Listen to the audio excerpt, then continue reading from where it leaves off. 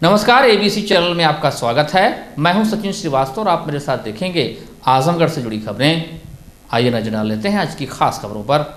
खबर के प्रायोजक हैं Rama multi speciality hospital and trauma centre, Naroli Azamgarh, Vedanta hospital, Lachhirampur Azamgarh और वुडन टच भंवरनाथ आजमगढ़। लोक आस्था व सूर्योपासना के महापर्व डाला छठ का नहाय खाए के व्रत के साथ गुरुवार से आगाज हो गया। घाटों पर व्रती परिवारों ने अपनी अपनी वेदियां बना ली हैं। पर्व को सकुशल संपन्न कराने को लेकर जिला प्रशासन के साथ पूजा समितियां व पालिका प्रशासन अपने अपने स्तर पर तैयारियां कर रहा है। मंगलवार को SDM Sadar Gaurav Kumar, BDO Palani, CO city Rajesh Tiwari ने नौका के जरिए तमसा के नगरीय घाटों का निरीक्षण किया। बावजूद इसके कुछ एक घाटों को छोड़कर अन्य सभी घाटों पर साफ सफाई की व्यवस्था पूजन योग्य फिलहाल तो नहीं ही नजर आ रही। घाटों पर कूड़े करकट का अंबार लगा हुआ है। नदी में भी गंदगी तैर रही है। पूजा समितियां साफ सफाई की बागडोर संभालते हुए नदी घाटों को स्वच्छ, साफ व सुंदर करने में जुटी हुई हैं। पालिका प्रशासन द्वारा समय पर मुफीद व्यवस्था न किए जाने से उनके अंदर गहरा आक्रोश व्याप्त हो चला है। संतुष्ट तो नहीं है, लेकिन हमारे कार्यकर्ता, हमारे मोहल्ले के सभी लोग हैं, मिलजुल के हम लोग कर लेते हैं, अच्छे से कर लेते हैं। छठ कब है, क्या तैयारी आप लोग कर चुके हैं? अभी 20 तारीख को है, लेकिन अब तैयारी शुरू हो गई है और 20 तारीख के सुबह तक हम लोग पूरी तैयारी कर लेंगे। घाटों क्या स्थिति है, नदियों की साफ सफाई क्या स्थिति है? ये हम ही लोग कर रहे हैं, सभी सफाई और सारी व्यवस्था हम ही लोग कर रहे हैं। प्रशासन क्या कर रहा है? प्रशासन बस जेसीबी भेज दिया, ये थोड़ा मोड़ा गड्ढा उड्ढा पाट दिए, फिर चले गए।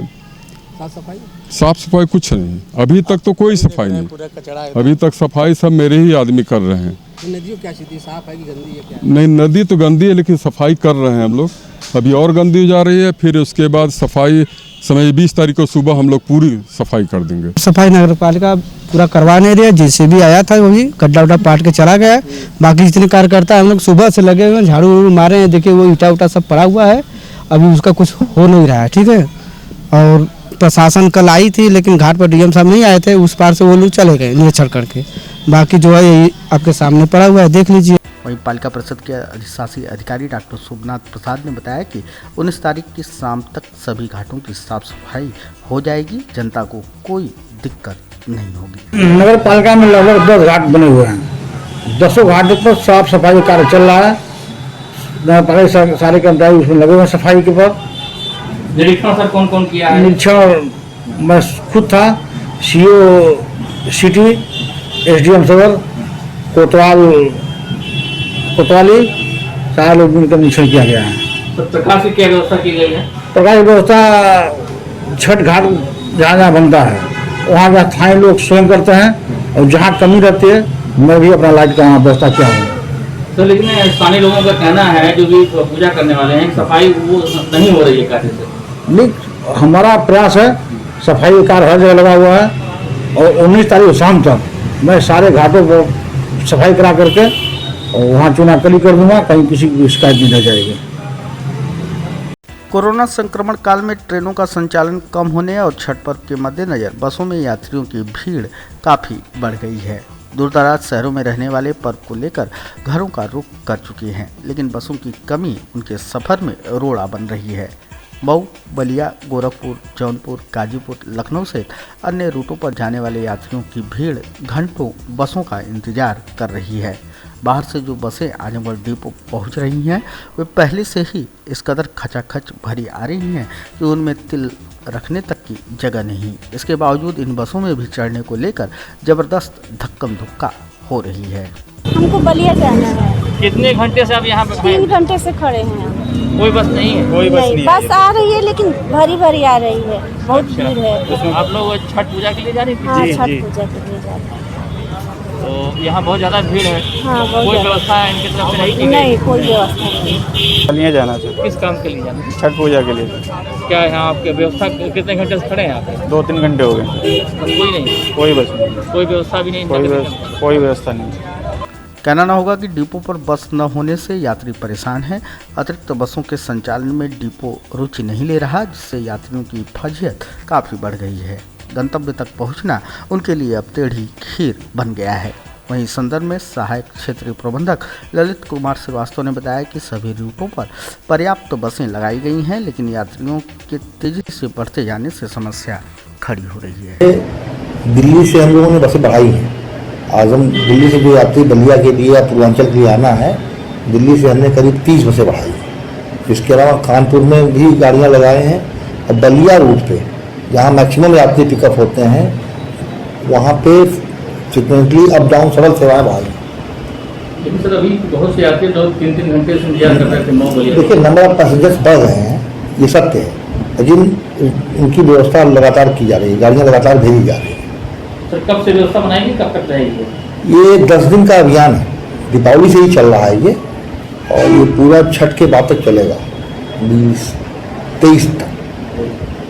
तो कुल टोटल कितनी लगाएंगे? मेरी पूरी फ्लीट है यहाँ पे, 410 की बस है, फ्लीट है आजमगढ़ क्षेत्र में, पूरी फ्लीट है। मंडलायुक्त विजय विश्वास पंत ने कहा है कि मंडल के जनपदों में पराली जलाए जाने की घटनाओं को रोकने के लिए सतर्क दृष्टि रखी जाए तथा पराली जलाए जाने से खेतों की उर्वरा शक्ति पर पड़ने वाले दुष्प्रभावों एवं वातावरण के दूषित होने के फलस्वरूप होने वाली बीमारियों के प्रति कृषकों को निरंतर जागरूक किया जाए।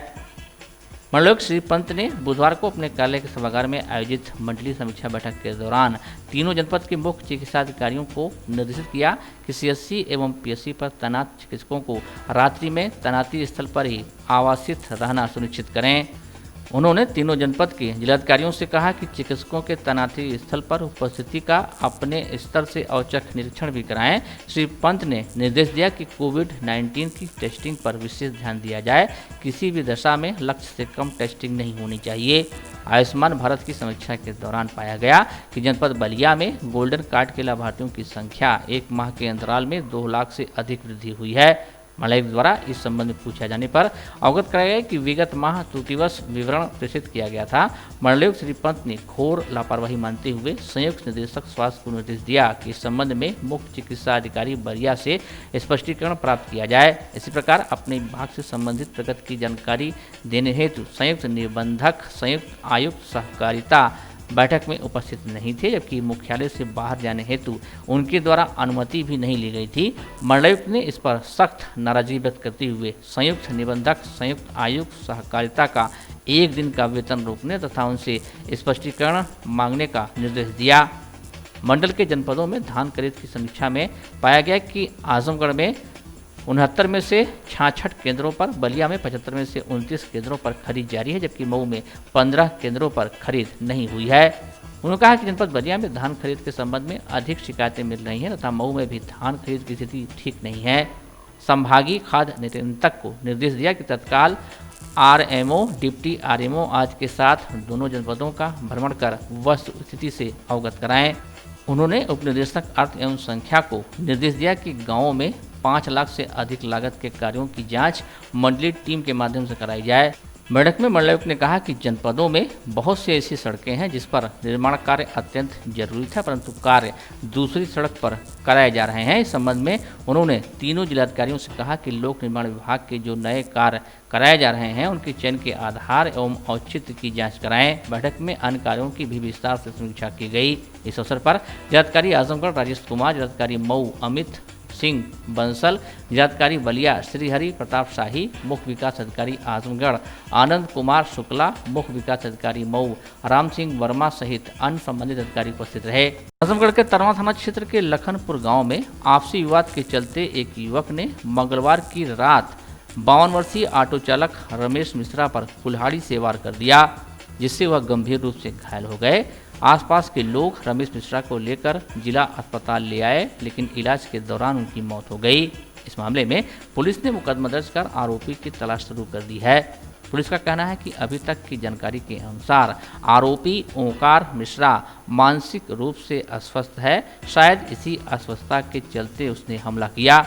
आरोपी की तलाश के लिए पुलिस ने कई टीमें गठित कर दी हैं।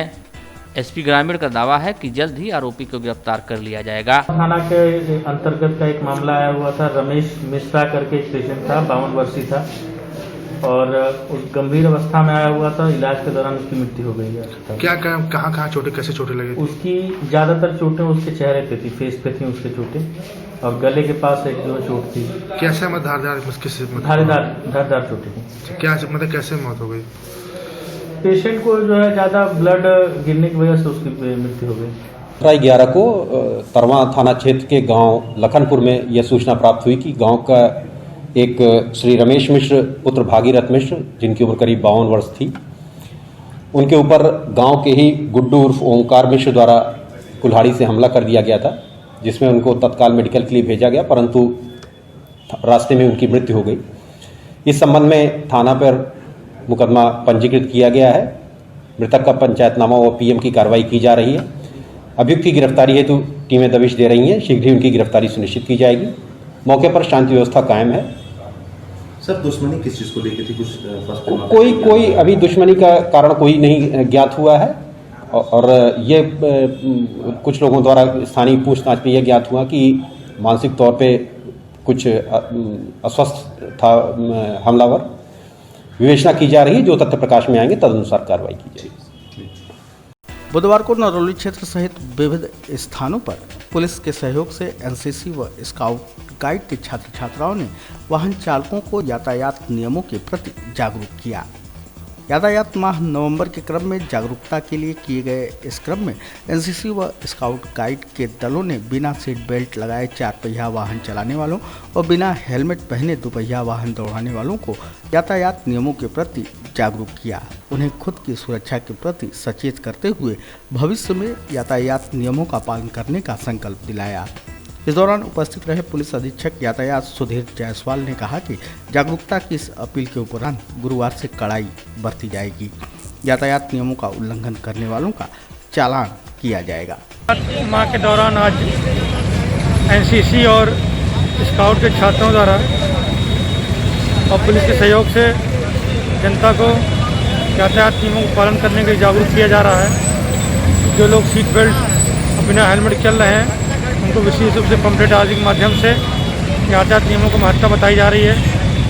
तय बताया जा रहा है कि बिना सीट बेल्ट हेलमेट के यदि एक्सीडेंट होता है तो उन्हें गंभीर नुकसान हो सकता है। जनता को ये बताया गया है कि कल से यदि कोई बिना हेलमेट सीट बेल्ट के चलेगा तो उसका अनिवार्य रूप से चालान किया जाएगा। सामाजिक संगठन प्रयास द्वारा बुधवार को रोडवेज स्थित दीप कॉन्टिनेंटल होटल के सामने राहगीरों के लिए 5वां प्याऊ स्थापित किया गया। श्री कृष्ण दास अग्रवाल की स्मृति में लगाए गए इस प्याऊ का उद्घाटन महेश चंद्र अग्रवाल, रमेश चंद्र अग्रवाल, सुरेश चंद्र अग्रवाल व दिनेश चंद्र अग्रवाल ने संयुक्त रूप से किया। इस अवसर पर संस्था के अध्यक्ष रणजीत सिंह ने कहा कि प्रयास सामाजिक संगठन द्वारा शहर में यह 5वां प्याऊ स्थापित किया गया है। इसके अलावा घोरठ, हरवंशपुर, विश्वकर्मा मंदिर तिराहा व कलेक्ट्रेट के पास भी लोगों को प्याऊ लगाकर शुद्ध पेयजल उपलब्ध कराया जा रहा है। समाज के संभ्रांत लोगों व जन सहयोग के माध्यम से आगे भी संस्था द्वारा समाज के जरूरतमंद लोगों की मदद किया जाएगा। आज हम लोग जो है निःशुल्क प्याऊ, ये 5वां प्याऊ नगर में लगवाया गया है। इसका उद्देश्य है कि जैसे बहुत से लोग जिनके पास पैसा है वो तो पानी खरीद के पी लेते हैं, लेकिन बहुत ऐसे लोगों को हम लोगों ने पानी के लिए भटकते देखा है। तो इसलिए ये भोजन, पानी, अन्न के साथ साथ हम लोगों ने पानी की व्यवस्था जो है की है। और ये 5वां प्याऊ आज यहाँ रोडवेज पर दीप कॉन्टिनेंटल के सामने स्थापित किया गया है। ये सस्ता साहित्य भंडार के सौजन्य से, महेश जी के सौजन्य से अपने पिताजी की स्मृति में ये प्याऊ लगवाया गया है। और इस तरीके के कार्य हम लोग आगे करते रहेंगे। जहाँ भी ज़रूरत होगी हमेशा संगठन वंचितों के लिए हमेशा सदैव तत्पर रहता है। हृदय रोगियों को अब इलाज के लिए नहीं जाना होगा महानगर। महानगरों जैसी सभी सुविधाएं अब आपके शहर आजमगढ़ के वेदांता हॉस्पिटल में उपलब्ध। लक्ष्मीरामपुर स्थित वेदांता हॉस्पिटल में एम्स के मशहूर हृदय रोग विशेषज्ञ gold medallist doctor Pankaj Sharma कर रहे हैं मरीजों का सफल इलाज। 2D इको, अस्थायी पेसमेकर व अस्थायी पेसमेकर की सुविधा उपलब्ध। आजमगढ़ के लोगों के को angiography, angioplasty, pacemaker, catheter ablation, ये सारी सुविधाएं यहाँ पे उपलब्ध अब हो पाएंगी। एम्बुलेंस और आपातकालीन सुविधा 24 घंटे उपलब्ध। Rama multi speciality hospital and trauma centre Narauli Azamgarh.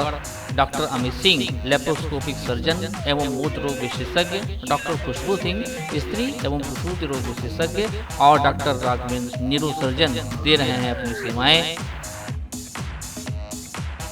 Blood and component centre, ventilator युक्त एम्बुलेंस, आईसीयू, आईसीसीयू, पैथोलॉजी एवं इमरजेंसी सेवा 24 घंटे उपलब्ध। Wooden touch Bhanwarnath Azamgarh, a complete hardware store.